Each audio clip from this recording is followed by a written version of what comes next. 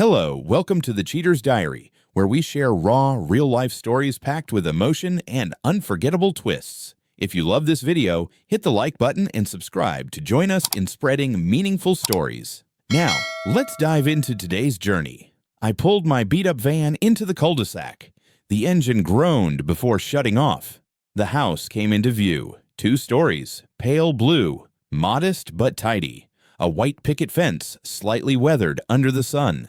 The lawn was trimmed, not a stray leaf in sight. Nothing stood out, just another paint job. I checked the clipboard in my hand. Full exterior repaint, soft beige, cream trim. Homeowner, Claire Whitman. No additional notes. No warning that the next few weeks would be anything but ordinary. I was wrong. I stepped out of the van. August sunlight burned my shoulders. My toolbox clinked as I hauled it from the back. A light breeze rustled through the old oak trees, their leaves whispering, but the air felt heavy, still.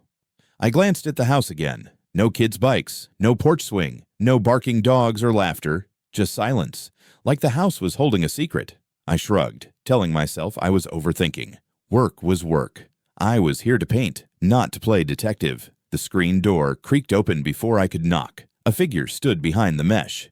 Then she stepped out, barefoot on the wooden porch, holding a white ceramic mug, slightly tilted. "You must be Ethan," she said. Her voice was low, clear, direct, but not cold. I wiped my hands on my jeans, suddenly aware of the sweat. "Yeah, Ethan, from Thurston Paint and Repair." I offered my hand. She smiled, fleeting, like sunlight passing through a window, shook my hand. Her grip was firm, confident. "I'm Claire." She was mid-40s maybe, but hard to pin down. Green eyes, sharp, like they saw everything.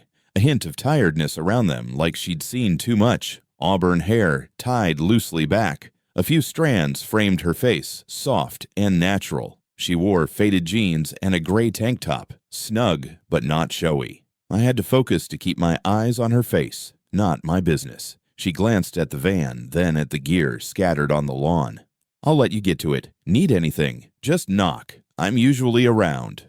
Then she turned back inside. The screen door stayed slightly ajar, like an unspoken invitation. I started with the prep work. Power washed the house. Water sprayed, stripping away the dust clinging to the siding. I scraped off peeling paint, flakes falling like old memories. Patched rotted wood near the garage. August was a furnace. Sweat soaked my shirt before noon. I popped in my earbuds, played old soul tunes. Otis Redding singing about love and loss, mixed with true crime podcasts, tangled stories of human mess. The music and voices drowned out the heat, the monotony of the job, the long days alone. Sometimes I felt eyes from the upstairs window. Claire. She stood there, watching, not nosy, not intrusive, just observing. Then she'd vanish, like a shadow passing by. Once I saw her in the backyard, denim overalls, pruning shears in hand. She trimmed rose bushes, slow, deliberate. Each snip felt like a big decision. She didn't look at me. I didn't stare long. I respected the distance. It wasn't uncomfortable. It was like an invisible line she'd drawn. I got it. Some people need space to breathe. I used to be one of them. The first week passed quietly. We talked a few times. First, she brought out a glass of iced water, left it on the patio table, said nothing. "Thanks," I said, caught off guard. She nodded, walked away. Another time, she asked if I preferred shade or sun for breaks, pointed to the covered patio. "It's cooler there," she said, her voice soft. I smiled, thanked her again. She didn't linger. By Friday, I'd primed the back of the house. The flat white coat made it look fresh, clean. I stepped back, checked my work. Everything was normal. Work, music, Sunday, silence. But something hung in the air, a feeling I couldn't name. The house wasn't just a house. Claire wasn't just a client. I couldn't explain it, not because of anything she said or did, just the way she left the door ajar, the way she watched me from afar, like she was searching for something, the way she trimmed her roses, like she was talking to them. I shook my head, laughed at myself. "You're imagining things, Ethan," I muttered. But deep down, I knew. Something was coming. I didn't know everything was about to change. I stood on the ladder, paintbrush in hand. The back of the house was coated in primer. Sweat dripped down my neck. Soul music played through my earbuds. Sam Cooke's smooth voice singing about days gone by. I focused on each stroke, keeping the paint even. Crickets chirped in the bushes. August air clung to my skin. Then I heard the patio door creak, faint but enough to startle me. I didn't look down right away. Claire came and went, like a fleeting shadow. But this time, she spoke. Voice cut through. Do you ever Clear, feel lonely, unexpected? even? No preamble, no warning. I stopped brushing, looked down. She stood at the base of the ladder, head tilted to dodge the sun. Gray tank top, faded jeans, her familiar white mug in hand, her green eyes locked on mine. Not curious, like she'd been holding this question for a while. I blinked, caught off guard. The question landed like a stone in still water. What do you mean? I asked, my voice rough from the heat. She smiled faintly. I mean, you work alone, always moving. Your head must be quiet. Do you ever feel lonely? She spoke slowly, choosing her words. I wiped sweat from my forehead, set the brush down, stepped off the ladder, each rung creaking. I didn't answer right away, not because I didn't want to, because her question hit something deep, something I avoided thinking about. Sometimes, I said, voice low, but I'm used to it. I looked at her, trying to read her face. She nodded, like my answer confirmed something. She sat on a wooden chair on the patio, legs crossed, mug on the table. I used to hate silence, she said, staring into the distance. Now, I think I'm addicted to it. Her voice was light, but heavy, carrying an untold story. I pulled up a chair, sat a few feet away. Not too close, not too far. Crickets buzzed. A lawnmower hummed somewhere. We sat in silence for a bit. Not awkward, just needed. Then she spoke, quieter. I lost my husband 3 years ago. She looked at her mug, fingers tracing the rim. Car accident. He was picking up dinner. I took a deep breath. Her words were another stone, heavier, sinking into me. I'm no good at comforting. Never know what to say when someone opens up. But she didn't need me to speak. She just looked at me, her green eyes dim, not with tears, but with deep exhaustion. He wasn't perfect, she went on, but he was mine. When he was gone, this house got too quiet. I nodded slowly. A memory surfaced. Nights in the foster home, creaking bunk beds, other kids breathing. The silence between sounds, sharp like a blade. I grew up in foster care, I said, not sure why I was sharing. Silence was normal. Sometimes it felt safer than noise. She looked at me, longer than usual, not prying, like she recognized something. So both of us, she said, her voice soft as a breeze. Too good at being alone. She smiled, but it was a sad smile, like sunlight through clouds. I didn't know how to respond, just nodded, feeling an invisible thread pull us closer. After that day, things shifted. Claire didn't hide behind the screen door. She brought iced tea in the afternoons, sat on the patio, asked what music I was listening to. Sam Cooke, huh? She asked once as I pulled out my earbuds. I figured you'd be a rock guy. I laughed. I like old stuff. It's got soul. She nodded, like she got it. Once she talked about her job, remote editing for a publisher. Boring, she said, but her eyes lit up when she mentioned the books she read. I liked hearing her talk. Her voice was like a stream, slow but pulling me along. One afternoon, she brought out 2 glasses of iced tea, set one in front of me, her hand brushing mine, just for a second, but enough to feel the warmth of her fingers. She didn't apologize, didn't pull away fast, just looked at me, then sat down. Do you ever think about finding a place to settle? She asked. Another unexpected question, another stone in the water. I shrugged. Never thought that far ahead. Work takes me places. So do I. She looked at me a little longer. You're good at hiding, Ethan. I frowned. Hiding what? She smiled, this time more real. That you're lonely too, like me. I didn't answer. Not because I didn't want to, because she was right. I felt seen, not in a bad way, like someone had unlocked a door I'd bolted shut. We sat there, late afternoon sun glowing on the patio. Iced tea sweated, dripping on the wooden table. Billie Holiday played faintly from inside. Her voice was sad, but alive. Claire stood, picked up her mug. Come inside, she said, her voice soft. I'll make more tea. I followed her, stepping through the half-open screen door. The kitchen was cool, faintly scented with citrus. 2 fresh glasses waited on the counter. She poured tea, handed me one. Our fingers brushed again, lingering this time. Neither of us spoke, but the space between us wasn't empty anymore. It was warm, like sunlight through curtains. I finished the final coat on the house's exterior. Soft beige, cream trim. The place looked new, like it had been brought back to life. I stood on the lawn, wiping sweat, admiring my work. August heat had softened, giving way to a cool breeze. Claire stepped out wearing a burgundy sundress. Her hair was loose, catching the wind. She looked at the house, then at me. "It's like a painting," she said, her voice light. I shrugged. "Just a fresh coat." She smiled, her eyes bright, hands Still a clasped. masterpiece. Then she spoke, hesitating. "Ethan, are you free next week? The living room could use some color." I looked at her, surprised. Paint jobs usually end here. Hand over the keys, get paid, move on. But Claire was different. I nodded. "Sure, what color?" She tilted her head, picturing it. "Not sure yet, but not beige. Maybe something warm." I grinned. "I'll bring the swatches." Monday, I came back. The van rattled as it parked in front of her house. I brought brushes, tools, and a feeling I couldn't name. Not excitement, not nerves, just different. Claire opened the door before I knocked. Faded linen shirt, jeans, no makeup, a short, warm smile. "You're back," she said, like she wasn't sure I would be. "Told you I would," I replied. She led me upstairs. The living room was bare. A single armchair by the window, an old, dusty floor lamp. Cream walls, bland. "I wanted to feel alive," she said, standing in the center, turning slowly.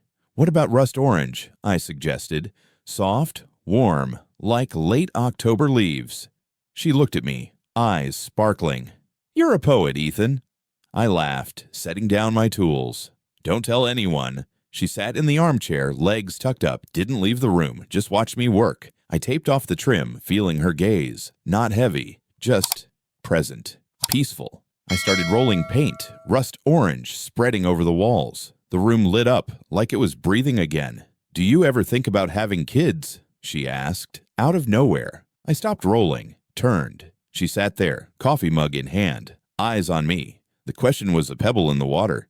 "No one's ever asked me that," I said, slow. I thought for a moment. I grew up in foster care, never dared to dream about things that break easy, like family. She nodded, fingers tracing her mug. "I have a daughter," she said, voice small. "Ava. She's 25 now." I set the roller down, sat on the plastic-covered windowsill. "Where is she?" She looked out the window, eyes distant.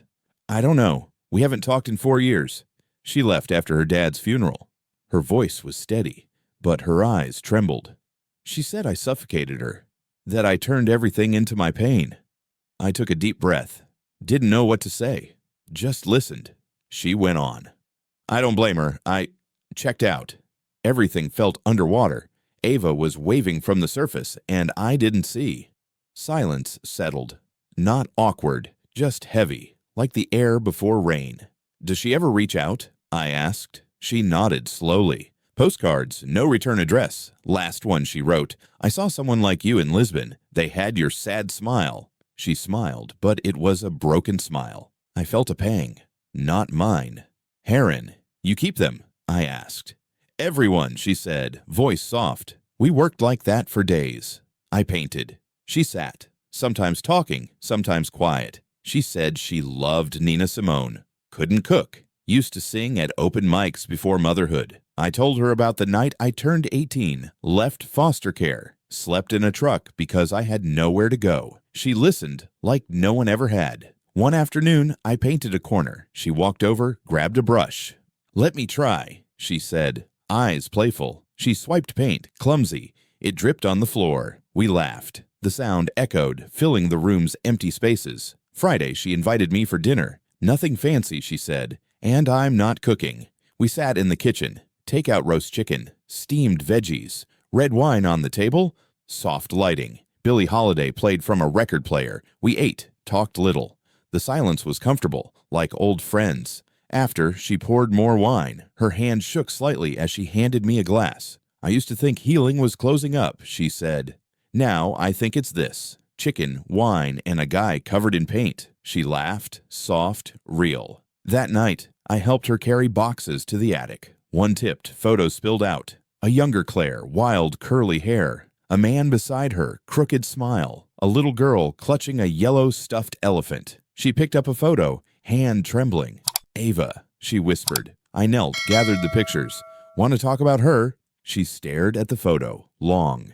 "She came out screaming," she said, voice warm, like she was mad at the world. She was the brightest light I ever touched, but I didn't know how to hold her without dimming her. I stood, said nothing, just stayed close. She looked at me, eyes wet. Then she leaned in, her lips brushing my cheek. "Thank you, Ethan," she said, "for seeing me." She turned inside, closed the door. I stood on the porch, her breath still warm on my skin. I sat in the van, long, before driving off. Her porch light glowed behind me. I didn't know what we were building, but I stood in Claire's bedroom. The final coat of paint had dried, rust orange, warm like autumn leaves. Early sunlight streamed through the window, casting golden streaks on the hardwood. Claire wasn't home when I arrived. A note on the kitchen counter read, "At the farmer's market. Coffee's in the pot. Help yourself." I poured a cup, leaned against the kitchen door, looking out at the backyard. The floor creaked under my bare feet. I didn't know when this place started feeling familiar, like a second skin. I remembered Claire's laugh last week when she burned the toast. Rare, real, making my chest hum. She came back carrying a brown paper bag, cheeks pink from the fall breeze. "You look good in my kitchen," she said, setting the bag down. Pulled out pears, a fresh loaf of bread. "You say that to every painter," I teased. She smirked, eyes twinkling. "Just the ones who finish the job." We sat at the table, tore the bread by hand. Butter melted into the warm crust. No wine today, just marmalade and silence. Comfortable, like sitting by a fire. "Sorry I wasn't here this morning," she said. "I needed a walk. I've been restless lately." I nodded. Knew the feeling too well. "Still thinking about Ava?" I asked, voice soft. Her smile faded, eyes drifted. "Every morning," she said. I still have her old voicemail, called to say she forgot her umbrella, dogs barking in the background. She sounded happy. That hurts, because I missed that happiness. She shrugged, like trying to lighten the weight. I looked at her, wanting to say something, but words didn't come. "Ever thought about writing to her?" I asked. She shook her head. "No return address." I leaned in. "You could still write, even if she doesn't read it. Maybe she'll feel it." She looked at me, eyes bright, like I'd handed her a spark. "That's a good idea," she whispered. That week, I came back for final touch-ups. Claire opened the door before I knocked. Linen shirt, loose hair. On the dining table, a folded sheet of paper. Next to it, a mug of tea. She looked at it, hand hovering, like it might break. "I wrote to Ava," she said. "Like you suggested." I stepped closer. "Want me to read it?" She shook her head. "Not yet, but could you mail it for me?" I nodded, took the envelope, carefully, like holding glass. "Of course." She looked at me, eyes soft. I tucked it into my jacket, feeling like I carried a piece of her heart. Days later, I had other jobs, fixing doors, painting fences, but nothing felt like Claire's place. Nothing made me want to stay. Thursday, I stopped by, unannounced, brought a pie from a downtown bakery, hoped she'd be home. Claire opened the door, in a robe, hair messy.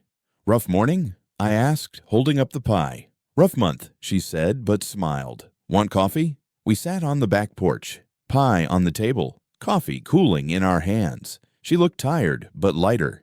"I keep thinking about what you said," she whispered. "That second chances come to those who deserve them." I looked at her. "You deserve it." She smiled, pulled her knees up on the chair. "Bare feet." "Do you ever want to start over?" she asked. I shrugged. "Every day." She leaned in, eyes locked on mine. "After Tom, I thought I was done. That love, the kind that changes you, only comes once." She paused, voice small. "Now I'm not so sure." My heart raced. I said nothing, just looked at her, sunlight catching her hair like a halo. That night, she asked me to stay. "Stay," she said, voice firm but soft. I didn't answer, just stepped inside. No rush, no movie drama, just small touches. Her hand brushing mine as we washed dishes, my fingers grazing her shoulder as I handed her a blanket. The first kiss came unexpectedly. We were painting a garden bench, warm sun on our backs. I reached for the sandpaper. She turned at the same time. Our lips met. Simple, surprising, software. She pulled back, looked at me. "I'm scared I forgot how to love," she whispered. "You haven't," I said, voice rough. She kissed me again. The weeks after, I came back, not to paint, to be with her. We cooked together, walked around the lake, read by the fireplace, sometimes cried. Her for Ava, so far away. Me for the mom I never knew. But it wasn't heavy. It was honest, healing. One morning near Christmas, snow fell lightly. Claire was in the living room holding a postcard. Her eyes were wet. "She sent this," she said. "From Paris. I miss Sunday pancakes. I think of you when it snows." She read it aloud, voice shaking. "She misses pancakes." I took her hand.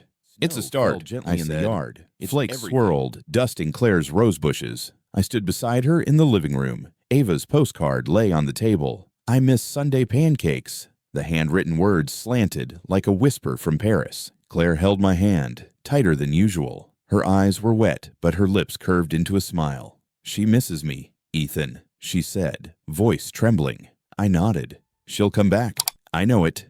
She looked at me, like I'd promised something no one else dared. We didn't label this thing between us. Not lovers, not friends. Just two broken people learning to piece themselves together. I kept coming to Claire's, not for work, for her. For quiet mornings when we made coffee, standing side by side, shoulders touching. For nights by the fireplace, reading, silent, but not alone. One day, she pulled me to the garden.